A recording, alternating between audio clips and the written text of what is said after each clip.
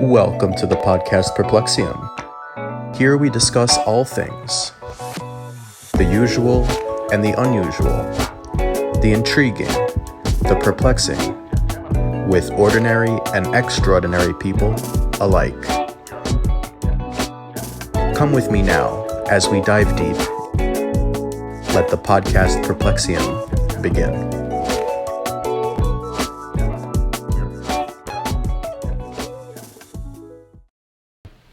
Well. Here we are. This is what, like 5 months in planning, or I think over Thanksgiving at my house we discussed this, didn't we? I mean, we've been talking about this since I started the podcast, since I put out a couple episodes. Well, you wanted to interview me. So anyway, my name is Marty Steinberg, and I'm a close friend of Dylan and his family for over 25 years.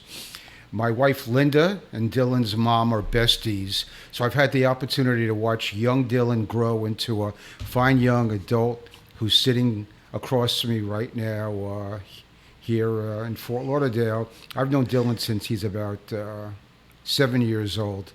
So this is pretty cool. I like the setup and everything. Thanks for inviting me today. So in a twist, I'm going to be the interviewer for this episode of the podcast Perplexium. Is that what I am, the interviewer? Let's do it. The podcast host? You might say. And Dylan will be interviewed in a relaxed, informal setting with flamingos and the little yellow duck that I brought here, making sure that we stay on the even keel. For those of you who have watched any of the podcast Perplexium podcast, I'll try to follow Dylan's format, asking intriguing and revealing questions to learn more about Dylan and have an easy discussion that the listener should surely enjoy. Maybe learn a thing or two about Dylan, and also maybe learn a thing or two about themselves. And about me. Who's Marty? I don't know. Maybe we'll find out. Dylan and I previously agreed to stay away from certain topics. Well, maybe I decided that. To not let the conversation become too controversial or confrontational. Topics that I also suggest most families should shy away from, such as politics, religion, family, jiu-jitsu, or dating. Okay, so I'm sort of laying out some... we'll see how well we do. Some boundaries here. Will we be able to stay away from that? We'll see. Who knows? Time will tell. Who knows? But as in any informal get-together, you really never know where the conversation will lead to. So I'm excited for the next 45 to 60 minutes. So sit back, put your feet up, have your favorite drink of choice at your side, and let's begin, shall we?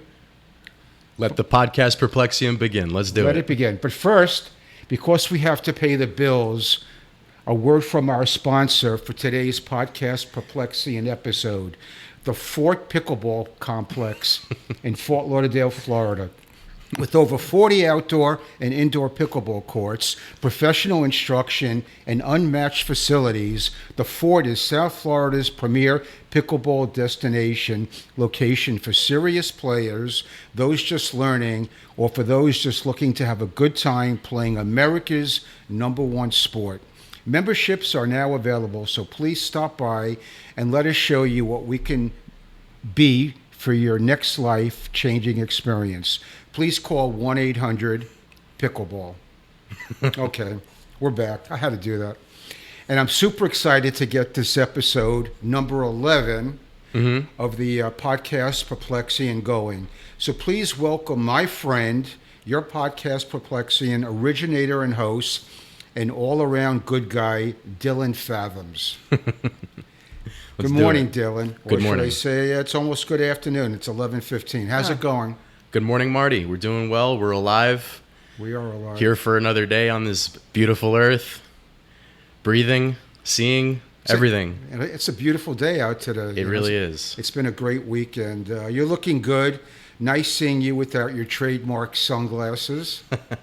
The viewers can now see your beautiful eyes and peer into that complicated brain of yours. So that's where we're going to be digging today. We're going to be going into it. So to begin, tell me about the podcast Perplexium. Why did you start the podcast some 3 years ago, and where would you like to see it go in the future?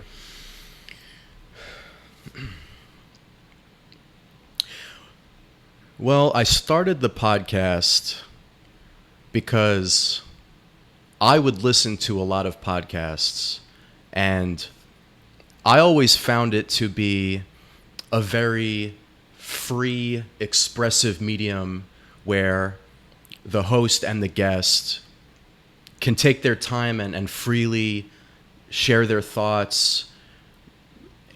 And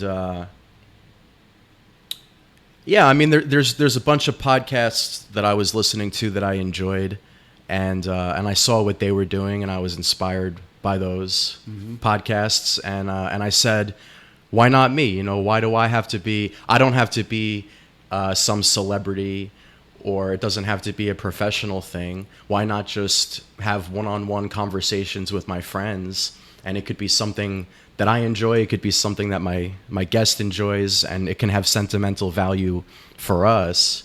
And, you know, if other people out there, if we send it out into the world and other people enjoy it, if they take something from it, if anyone benefits from it, then all the better, all the merrier. But,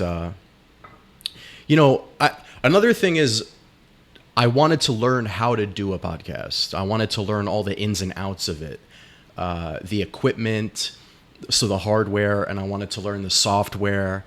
What did it take to get everything on the internet?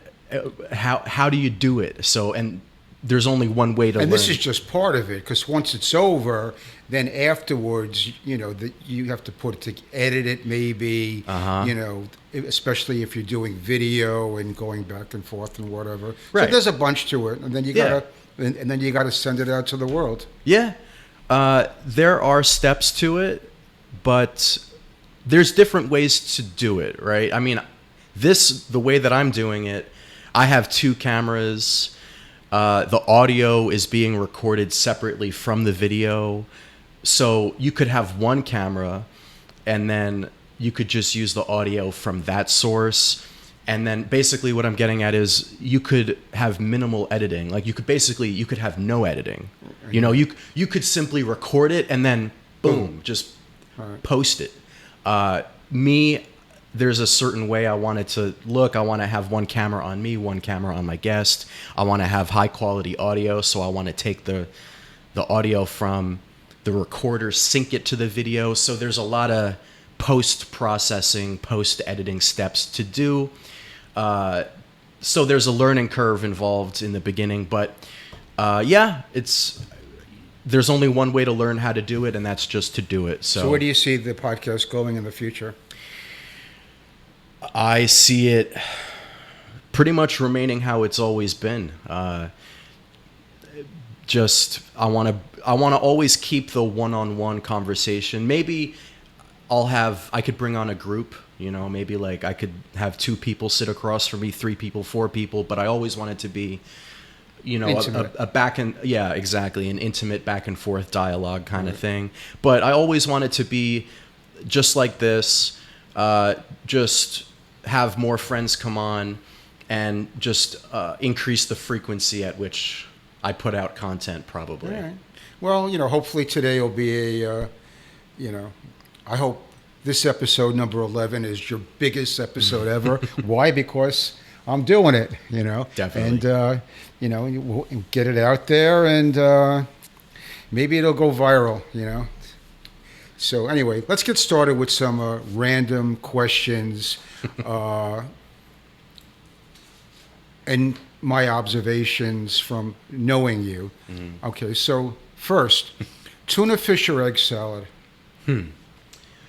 Okay, that's a dumb question. Well, I am vegan, but if I'm going to pick one, if I had to pick one, I would probably go with the tuna fish. Okay.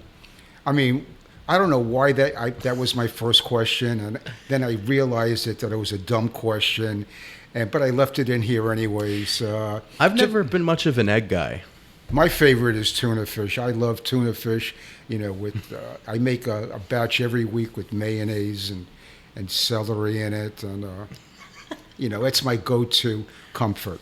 Okay, next question: bassoon or guitar? Oh. Okay, my answer is bassoon. Okay. My answer is bassoon. Bassoon's my first love. Do you miss playing it? I miss playing it. It feels like a lifetime ago. Why did you? How and why did you choose the bassoon as your instrument of choice? When I was very young, probably 3 or 4 years old, that young. Wow. My parents, they put on the TV, they put this movie on. It's called Fantasia. It's a Disney movie. Classic. Yep, classic.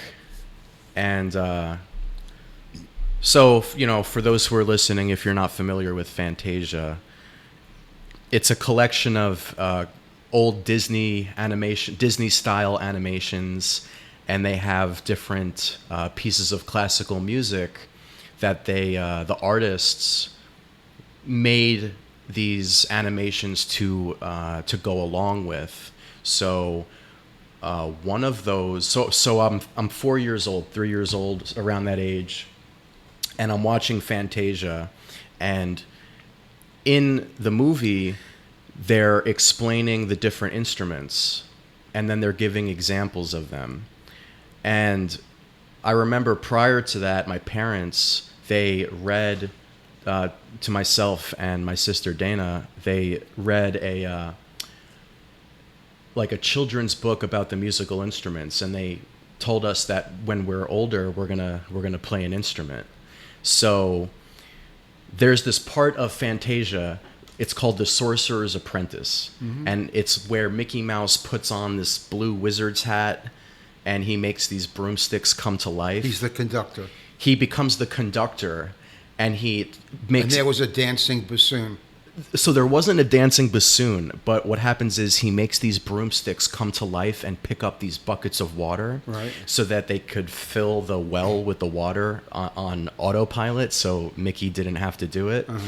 When the broomsticks pick up the buckets and they start marching, bump bump bump bump bump bump bump bump bump bump bump bump bump, and there was something about it when I was really little that just stuck with me, and it resonated with me, and I fell in love with the sound.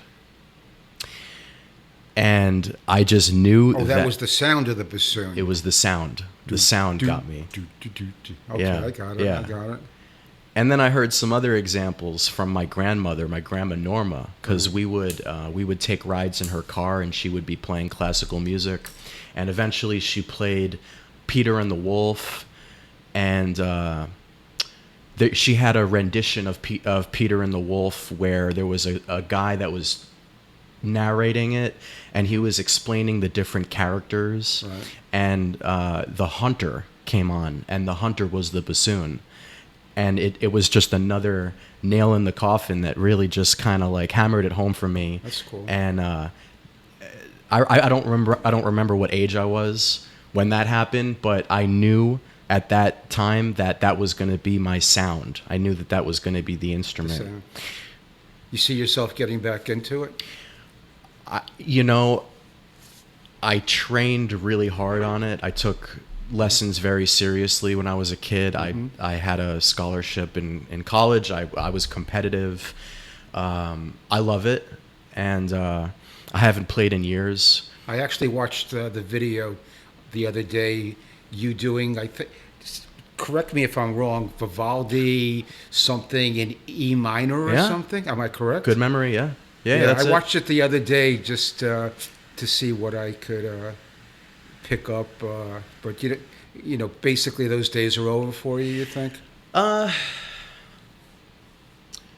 No plans to join a symphony orchestra or get back into anything? I wouldn't say that those days are over. I would say that those days are very much within grasp. They're very much easily I can tap back into that, and if I want to re-immerse myself into if I want to join an orchestra and start playing again, I think I could easily get back into shape.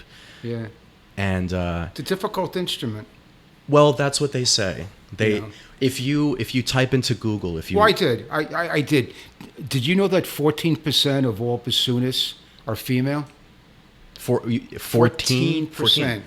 So basically, 86% are guys. So Is this is this proportion relative? So like the other instruments, do those ratios? I just was looking at bassoonists.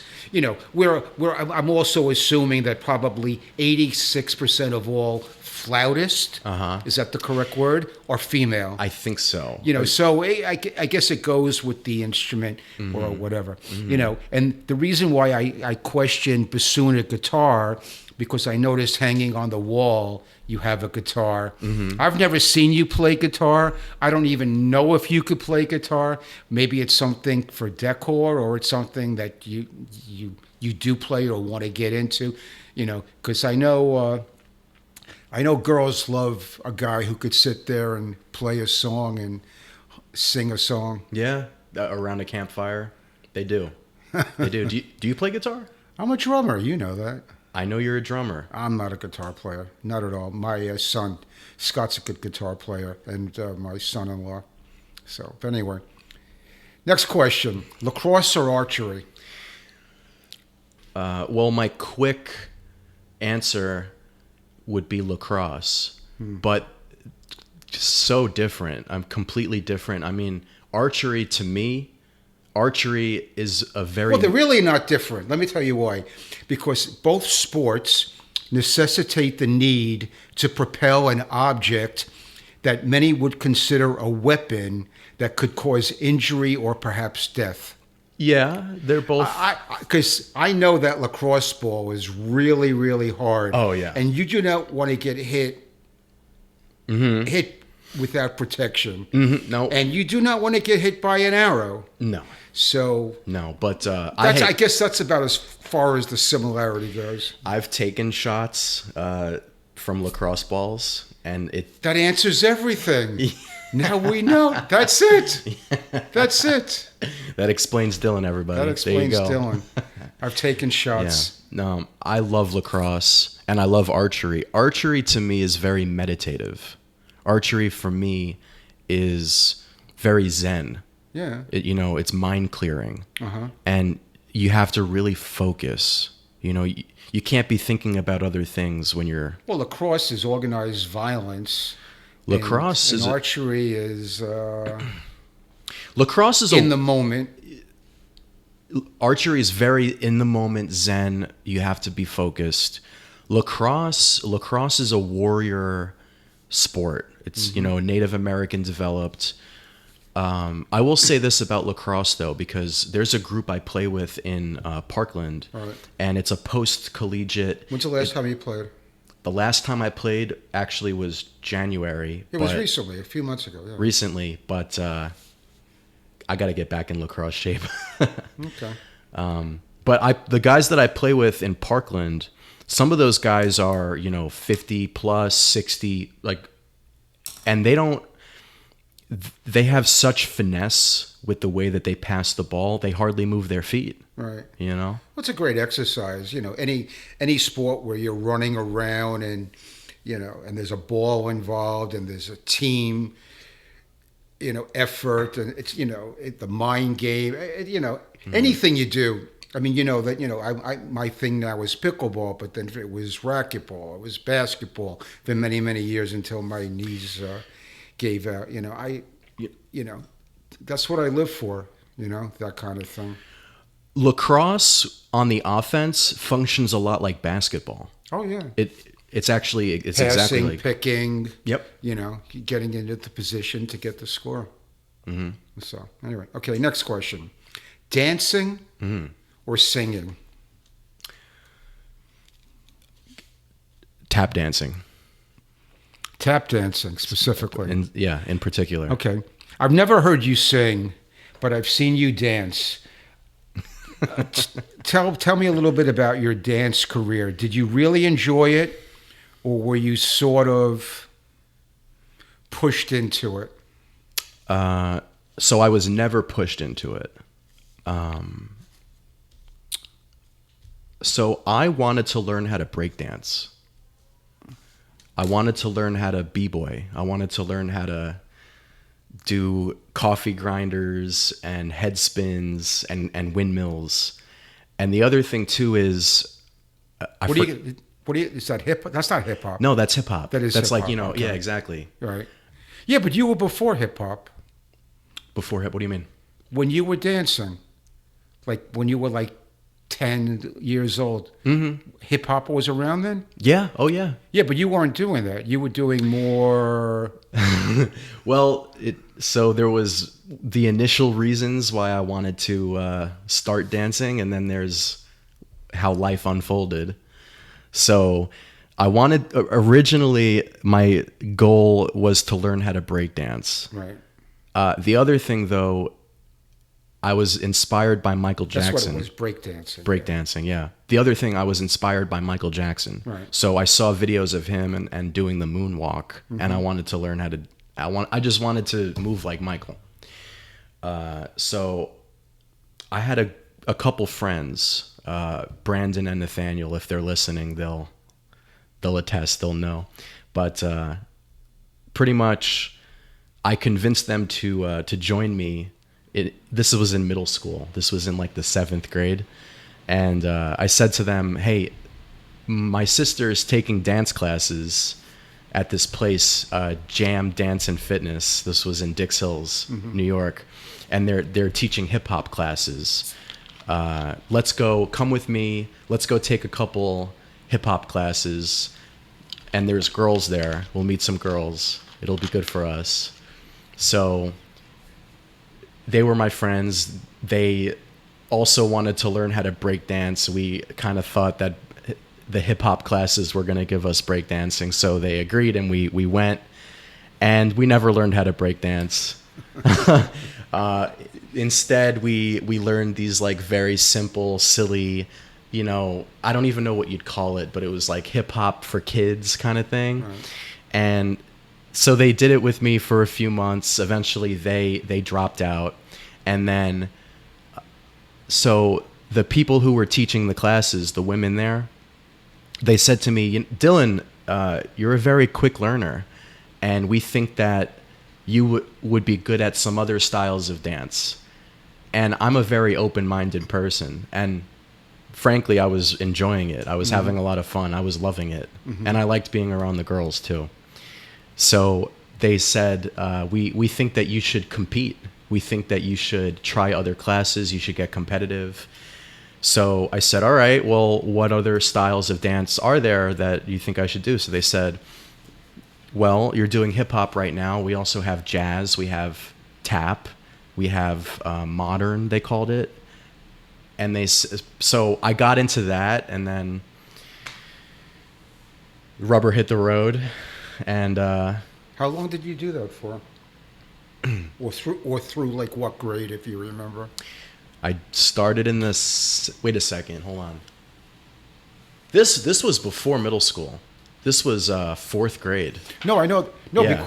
because I remember when you were like 12 or 13, you and your sister did it like a little dance exhibition. Yeah, for the bar mitzvah. You know, so that was like probably 6th, 7th, maybe 7th grade, maybe. Yeah. Yep.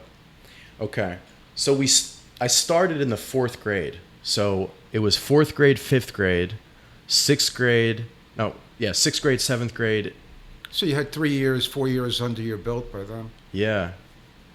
I know I stopped taking dance classes. I stopped dancing in the 10th grade, actually. When you hit high school. Yeah.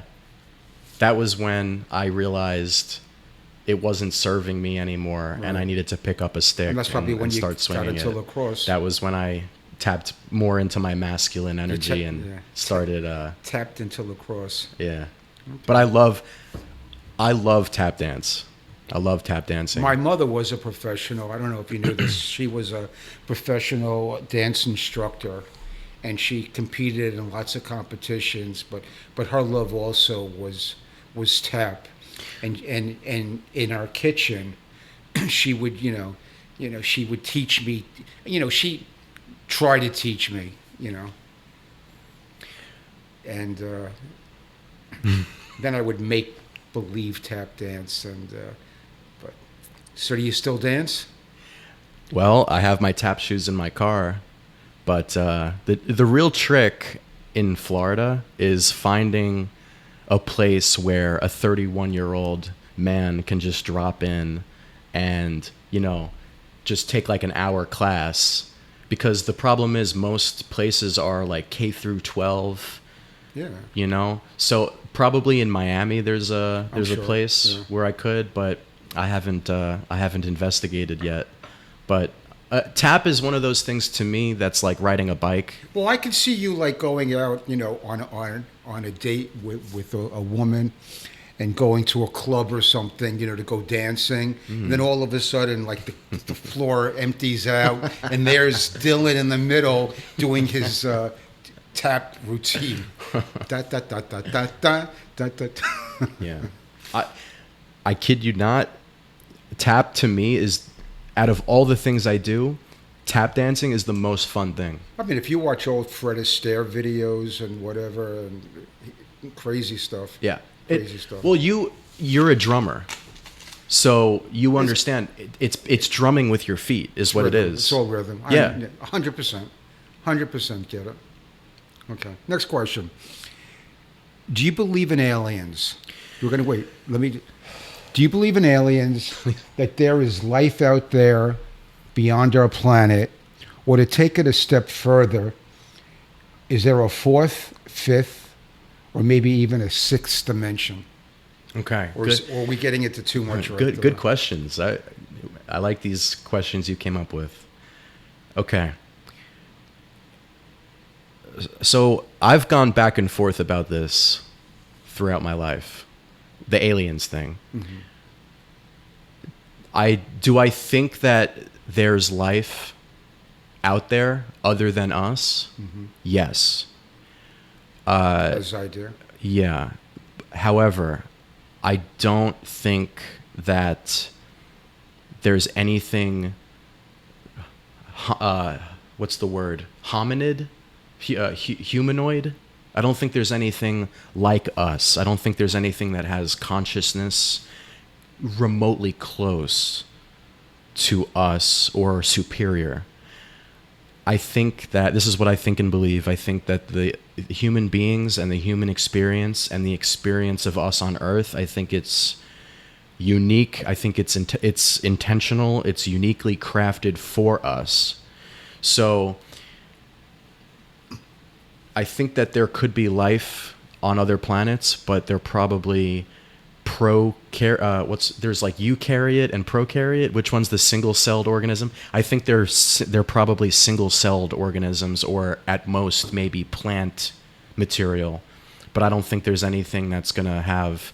Even if there are like animals on other planets, I don't think that they have the soul. So what I'm hearing is you don't believe in UFOs.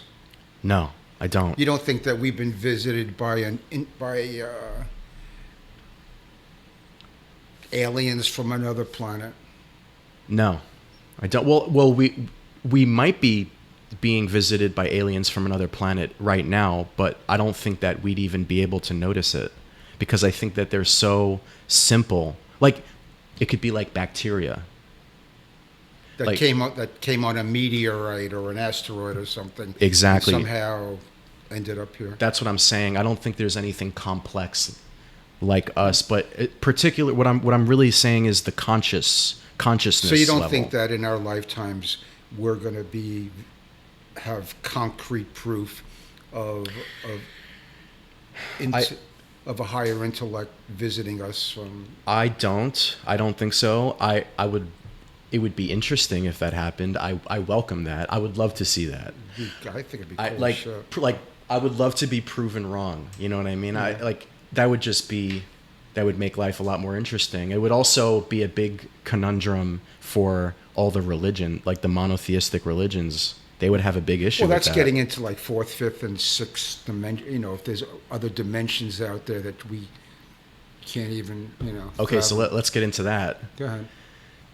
I think that there's things in reality that we can't perceive. I think that we have our five senses and we're able to detect everything within the limitations of our five senses. Right. But I think that there's things going on behind the curtain that Behind the curtain. we are not able to perceive. There's a lot more going on behind the scenes than what we're able to perceive. Right. So, and I'm not claiming to know what those look like. I'm not going to. But it's out there. I think there's a lot more going on. Like, you know how we're only able to see a certain spectrum of light? Like visible light, but we can't see infrared, we can't see below red, and we can't see ultraviolet, we can't see higher than violet. So, and we can't see X-ray, we can't see gamma ray, we can't see yeah, and Can't see electricity. exactly. There's a lot we can't see, there's a lot we can't feel, but that doesn't mean that it's not happening all the time. Gotcha. Okay. Dogs or cats? Okay. Dogs, because I think they're more fun. But I would probably, if I was going to have an animal, it would probably be a cat. But I enjoy other people's dogs. Okay. California or Florida? Florida, 100%. I love Florida. Okay. I love everything about Florida. It's interesting that both states have palm trees. Yeah, I have to be around palm trees. Okay, so Florida it is.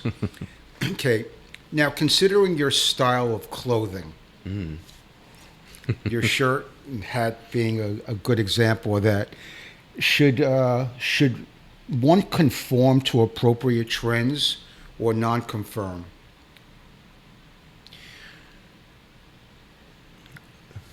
Why conform? Why? Who cares? You should wear what you enjoy wearing. Now, you want to have social awareness. You don't want to make a complete fool of yourself. There's a time and a place for everything, right? You don't if you're at the beach, there's people in bikinis, there's people in bathing suits without their shirt. Okay, that's the time and place for that. You're at a gala. You don't want to be walking down Las Olas in a bikini without a shirt. Well, we're in South Florida, you can get away with it. There's people doing that, you probably could. But to your point, you want to be aware of your setting. You want to be aware of your surroundings, but at the same time, why care so much about what people think? You have the courage to fully express yourself. We're in the United States of America. This is a free country. It's like, have the courage to be yourself. Okay. If you met the woman of your dreams, would you give up jujitsu? Well, the woman of my dreams wouldn't have me compromising jiu-jitsu. Wait, say that again? Okay. If she's the woman of my dreams, then jiu-jitsu would be included in the picture. But to answer here, just to Okay. enter... I get that. Yeah, but... You're 31 years old now, right? 31? Is there a point where you don't do jujitsu anymore because of the physicality of it, or just it's more of a young man's sport, and now you're in your 40s, is there? I'm gonna do jujitsu for as long as I possibly can, while the pain is minimal. So if I reach a point where it's too painful to be practicing jiu-jitsu, then I'm going to pivot. I'm going to have to Why, do is it something painful else. now? No. You're saying too pain. Is that because your body is hurt, or just father time taking its toll? Yeah, father Or time. both? Well, yeah, because it's very taxing on the body. Right. So, you know, as gung ho, as die hard as I am about jujitsu, How often do you train now? about 5 days a week. Okay, so let's say this woman of your dreams, you know, let's rephrase the question. Not giving up jujitsu, but would you cut it back? Would you be comfortable then cutting it back to once a week? Once a week? No. No. Twice a week? Twice a week, I think is fine. You know, 5 times a week, you understand, would be, I mean, you know, you with your woman of your dreams and you're disappearing 5 nights a week to go train and roll around on a mat with other sweaty men, you know. Well, I imagine if you start a family, if you have kids, You got responsibilities. You're gonna have to prioritize Of course. that. However, I know people who they have babies, and the man is on the mats 5 days a week. Yeah. Now, the wife will bring the baby with her, and she'll sit on the sidelines and be there. Dedicated wife. Yeah. So, you know, it's just a matter of how much are you willing to prioritize and put it first. I got you. All right, next question. Moving on. Large zoo animals or insects? Large zoo animals. I'm not much of an insect guy. I'm fascinated by insects, but I'm not. I'm not one of these people who. I'm not going to have any of them crawling on me or anything like that. But in what way? Large zoo animals. No, because I know that. You know, I know as a youth, you were into insects. Yeah. And you had them prominently displayed. Yeah. In your bedroom. True. I think they're beautiful. You know, but you know that was years and years and years ago. I'm just wondering, today, yeah, they're beautiful. Yeah. But I don't want any of them crawling on me. Okay. All right. So now, next question: boys or girls? Okay, wait. Let me rephrase. What a question. Let me rephrase. When and if you get married and hopefully have a child, would you want your first to be a boy or a girl? I'm going to go, I think my first would be a boy, I think. All right. Just because I'm male and All right. that's how I see the world. That's how I interact with the world. So that's how I understand the world best. I've thought about this before. I think that, okay, none of us know what God has in store for us. None of us know the plan. If I were a betting man, though, if I'm destined to have children, I think that there's going to be girls. Now, you were a twin. Mm-hmm. You have a twin sister. So if it runs in your genes and your DNA, your first might be a twin. It's possible. There's a very good chance of that. So then, let's take that boys or girls question to the next level. Would you want 2 boys? If you had twins, would you want 2 boys, 2 girls, or one of each, like you and your sister? I think having a boy and girl pair is fun. Yeah. I think I envy my parents because I think that's a fun situation. You're going to get both sides of the coin. You get it out of the way. Yeah. Boom, done. Got a boy, got a girl. Now, Now, if I had to pick between a set of 2 boys or a set of 2 girls, I think I would go with a set of 2 boys because they're more likely to become. And are they identical or fraternal? It's up to God. Okay, let's say they're identical. There's a chance they could become magicians, and then one of them can disappear and reappear. Because girls are not really interested in doing that. I think That's pretty funny. Yeah. Into magic. You know, growing up, I only knew one set of twins growing up, and they were a boy and a girl, you know, like you guys. But did you know that the chance of being a twin is 1 in 10,000? I did not know that. 1 in 10,000.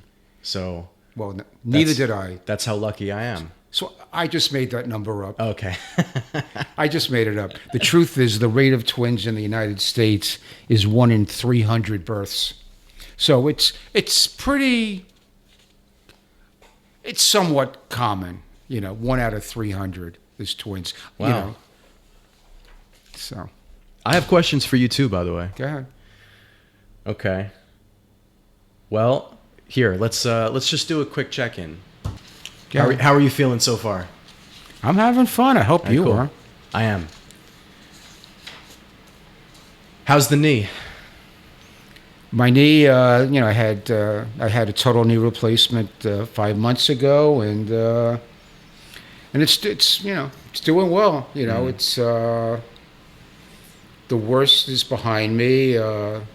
Tomorrow morning, I'm going to North Carolina to go hiking, where 6 months ago, or more than that now, last September, I was in North Carolina, and and just taking a hike, it was painful. Every step was, bone on bone, and coming down is worse. You step down, and the weight of your body, it was horrible. And it was after that trip to North Carolina back in September that when I got home, I called the doctor and said, get me in.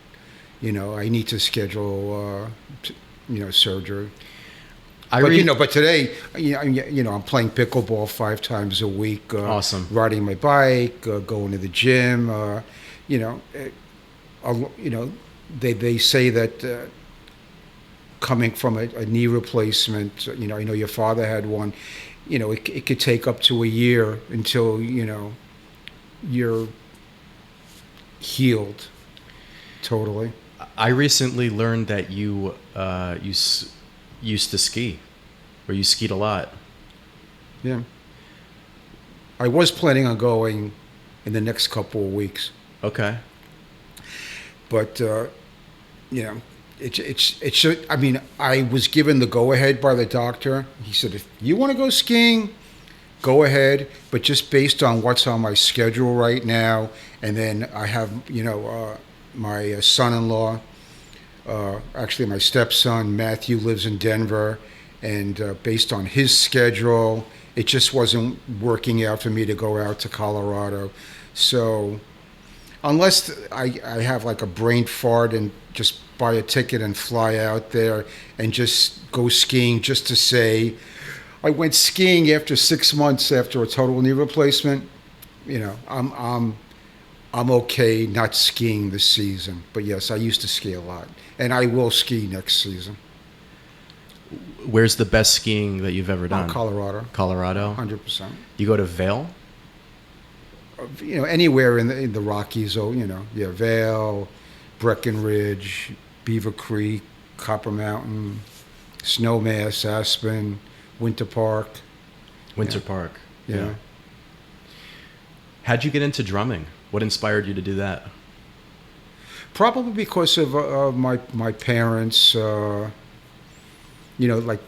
mom being a dancer, and my father, he was into his Latin music, like Ricky Ricardo, like from I Love Lucy. I don't know if you remember Ricky Ricardo, Babalu, with the bongo drums and the conga drums, and there was always music in my house and percussion, and so I guess my parents got me my first drum set probably when I was in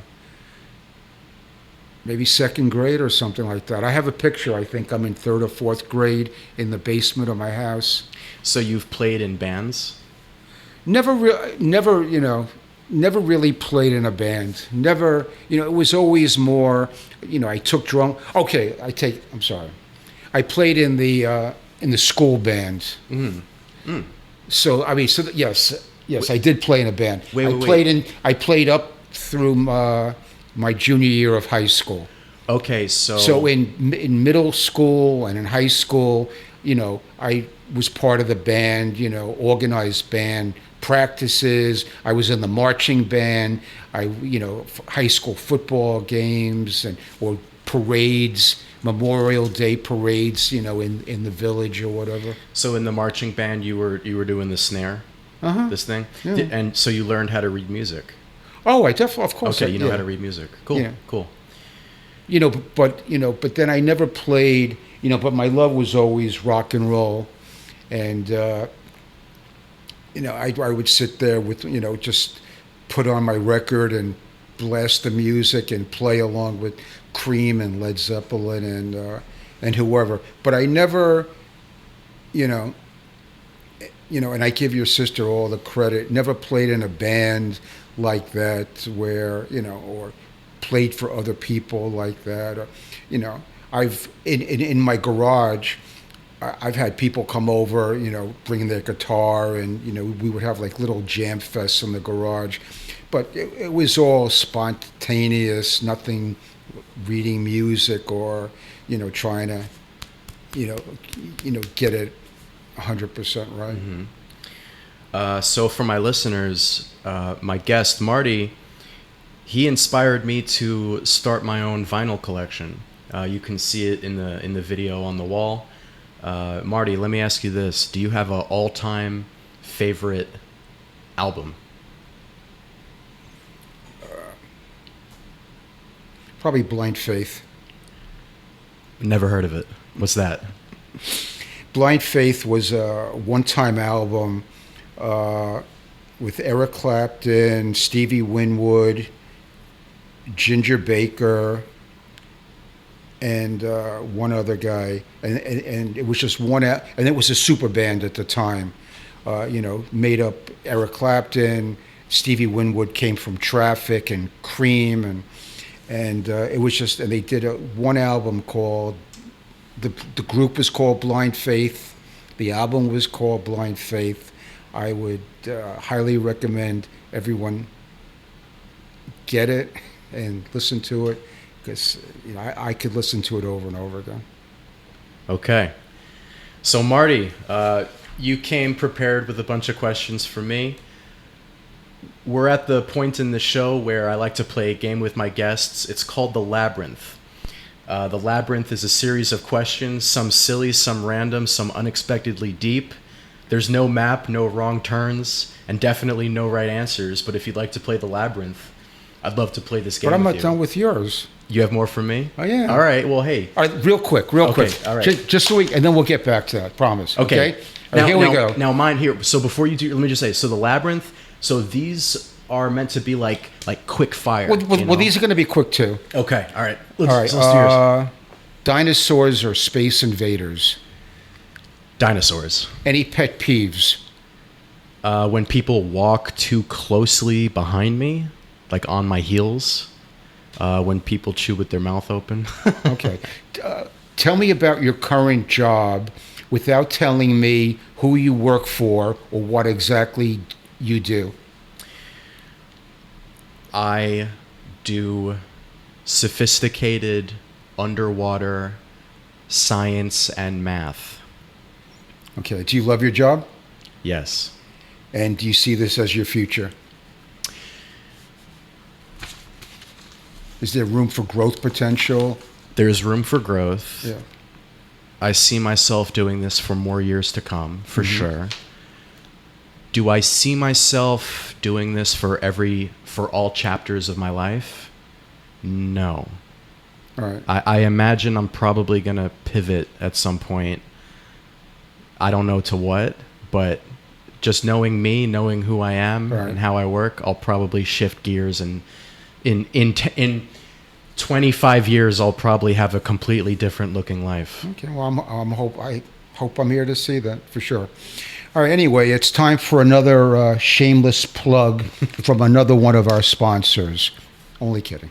Okay. So you're a vegan. Yes. Is it a vegan or a vegan? Right. Yeah. How did you get into that? And are you happy with the vegan lifestyle today and looking towards the future? Well, I made the decision to go vegan. So I was inspired by a friend, and I've talked about this on previous episodes. I'll probably talk about this in future episodes too, because it's a popular one. But my friend Ray Williams, I'm sure he'll probably tune in at some point. So I was inspired by my friend Ray. Ray was the captain of the lacrosse club team at FAU when I was there. And I saw Ray before he went vegan and after he went vegan. And his athleticism skyrocketed. I mean, so I watched him 1 year, and then the next year he was running fast, twice as fast, hitting harder, more energy. And so I knew that he changed something. I knew that he did something. Mm-hmm. So I asked him, I said, Ray, what's your secret, man? Like, what did you do? And he goes, I'll tell you, but I don't want you telling the rest of the team. Right. So I go, okay, what is it? He goes, I've been vegan for about 6 months. Right.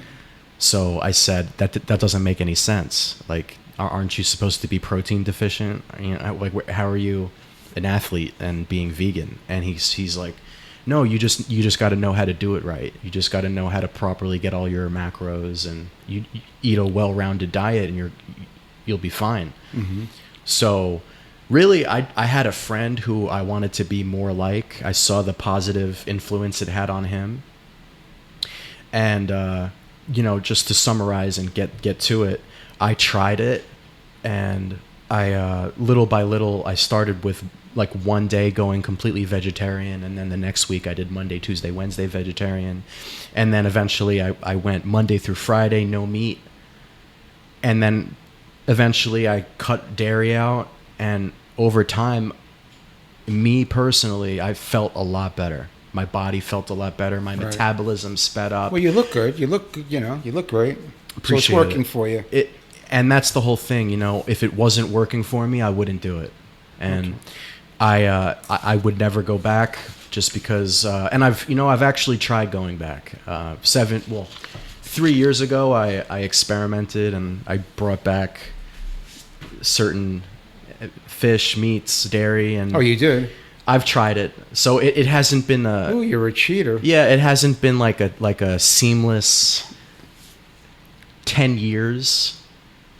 I wanted to see what would happen if I went back, and I can attest I'm much happier eating a fully plant-based diet. Right.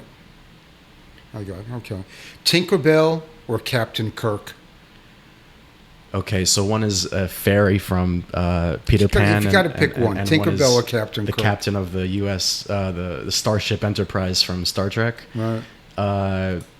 I'll go with Tinkerbell. Okay. Tinkerbell can grant you wishes, right? What kind of powers does Tinkerbell have?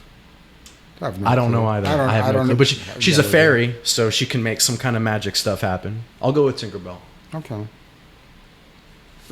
All right. What do you want to be? What did you want to be when you were growing up as a kid? For me, it was, I wanted to be a rock star, musician. I wanted to be an NBA player. I wanted to be an architect. That's what I wanted to be. Didn't work that way. But what did you want to be growing up as a kid? My first answer to that was a paleontologist. Was what? A paleontologist. So... That's the insect thing, right? No, it's dinosaur bones. Oh, okay. So Jurassic Park. You got to understand, I was born in the early 1990s. Right. And the 90s had this dinosaur boom. It was all about dinosaurs during that time. And it was mostly because of Jurassic Park. And one of the questions I had here, I don't think I said, was dinosaurs or space invaders. And dinosaurs is my answer. And I think a big reason why that is because of when I was born. I'll always be fascinated by dinosaurs. So Jurassic Park, one of my top 5 favorite movies of all time. So you wanted to be a paleontologist. Paleontologist. Yeah, that was when I was really little. That was my answer. Dylan, What was your major in college? Dylan, what do you want to be when you grow up? I want to be a paleontologist. Yeah. That was my answer. What was your major in college? My degrees are ocean engineering. So, eventually I realized that paleontology isn't really, I'm not knocking on actual paleontologists out there in the world, but I didn't see it as a viable path for me. So you didn't go to college like thinking you wanted to get a biology degree or Actually, or anything in that direction? when I came into college, my major was marine biology. Right. Because I'm fascinated with sea life as well, and I thought that My brother wanted to be a marine biologist. yeah, if you have to take it. No, go ahead. So yeah, I thought that I was going to have some life playing with sea animals in SeaWorld and being a scientist, and I thought that was going to be a good life, and maybe it would have been, but I just eventually I was convinced that I wasn't going to make enough money to live the way that I wanted to live. So I decided, hey, I'll become an ocean engineer. That way I can have my ocean life and also be able to afford things. Okay. All right. So when I was thinking about all of this, all these questions, that I've asked you so far were, I came up with them based on knowing you and other things. And then, then my wife, Linda, she found a website, for questions to ask, 100 questions to ask during a podcast. Yes. So I was going to give you the opportunity I was going to say, okay, pick a number between 1 and 100, and whatever the question was on that, I'll ask you. I was going to ask you, Sure. just so that, ask you some random questions where all my questions were sort of leaning or in one direction. Yeah, let's do it. No, because I know that you wanted to do your little thing, and I think we're running out of time. So I just wanted to let you and the viewers know that was where I was going to go with that. So go ahead. Well, we can keep going. No, go ahead. No. There's go no ahead and rush. let's do your thing. And like you said, it's rapid fire, and I'm ready for it. All right, let's go for it. Okay. You're asking me the questions. Yes. Okay. All right, let's see how many we can get through. Okay. What's the worst job you've ever had? Wow. It's fun.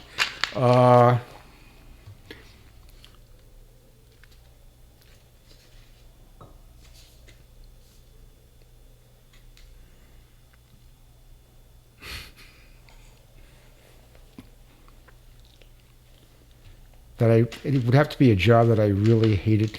I guess my job at Comcast for a while I really hated. Okay.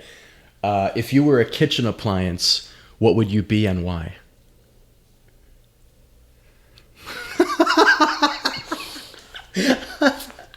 I'd want to be a Keurig coffee maker because because I would induce caffeine into people and get them going. Okay. At Universal Studios, which is the best ride and why? Oh, 100% it would be the Hulk in Islands of Adventure because I'm a roller coaster fanatic. You just really like that roller coaster? It's unbelievable. I've ridden it literally 100 times. But what makes it so much better than the other ones? Well, it's a high-speed roller coaster, and it shoots you out, and and then it's like 60 seconds of controlled mayhem.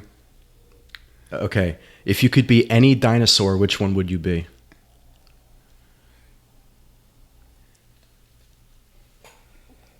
I think I'd want to be one of those big, friendly plant eater ones like you see in Jurassic Park. The ones that aren't like trying to like kill and tear apart and attack people. I'd be the one that would come over to you and give you like a big lick or something like that.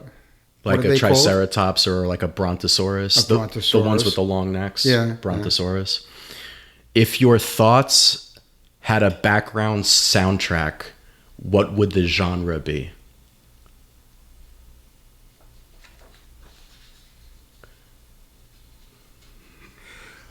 It would be like jazz, I believe. Like sort of like the Crusaders, or it'd be more of like a jazz from like the like the mid 70s or whatever. Horn section, percussion. But with a jazzy feel to it. Nothing that's like pounding. Nothing. That the words that you need to get into the words of the song, it would be, like more of that jazzy stuff going on behind you. Yeah. I wasn't expecting that. Happy music. What's your favorite bad food to eat? I mean, it would have to be donuts or ice cream. I think all the food that I eat on a regular basis for nourishment are all decent foods. Nothing I would consider bad, But I shouldn't say late at night, but do I need, to have that last donut or that dish of ice cream later on? That's bad. I don't need it. But do I enjoy it? Hell yeah. If you could only use one emoji for the rest of your life, which one would it be? The duck one? Rubber ducky. The rubber ducky. Okay. If a zombie apocalypse breaks out right now, what's the first thing you do? Bend over and kiss my ass goodbye. And with that, that marks the escape from the maze. Congratulations, Marty. You made it through the labyrinth. Okay, thank you. All right. So let me pick, let's just see how it works out. I'm going to go to that website that I was telling you about real quick. Pick a number between 1 and 100. 88.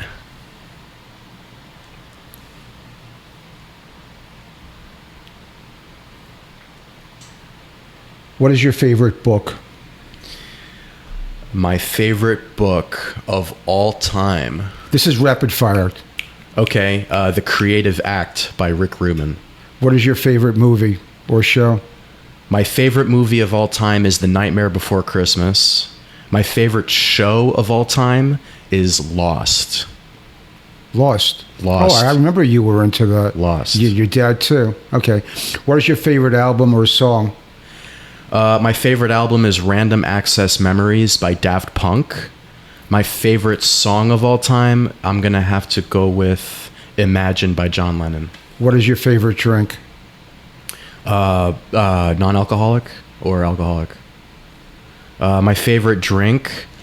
If you ask me, Diet Coke. Okay. I like Diet Coke. My favorite drink is going to be root beer. Root beer? Root beer, yeah. You ever hear of A&W? Yeah, of course. They used to have stores where you would go in and they would, put whatever and then put at the fountain, and then they would put carbonated water in there, and the guy, would do it. All right, give me another number. 69. How do you make new friends? And then we're gonna leave it at that. How do you make new friends? I make new friends by showing up in the world exactly how I am and putting myself forward in a positive, genuine way without overextending. And I allow the people who are right to connect with me, to connect with me. Okay. All right, Dylan. Marty, thank you so much for coming on. I love you, man. It's been interesting and definitely thought-provoking. Time that we spent together, and I hope you enjoyed it as much as I did. Are there any last thoughts or questions you want to ask me? Well, I actually have a lot more questions that I printed out, but we're going to be here for a long time, I think, if we do it. So we're gonna have that's to another bookmark episode. it. We'll have to save it for the next time. But Marty, you're always welcome to come back on as a recurring guest, and I'm happy that I moved back. I'm happy that you're back in my life, and yeah, man. Thanks again for coming on. It's been good. All right, well, that's a wrap. Episode 11 of the podcast Perplexium. And please stay tuned for further episodes. With that, be well. Thanks for listening. We're out. All right. Bye, guys.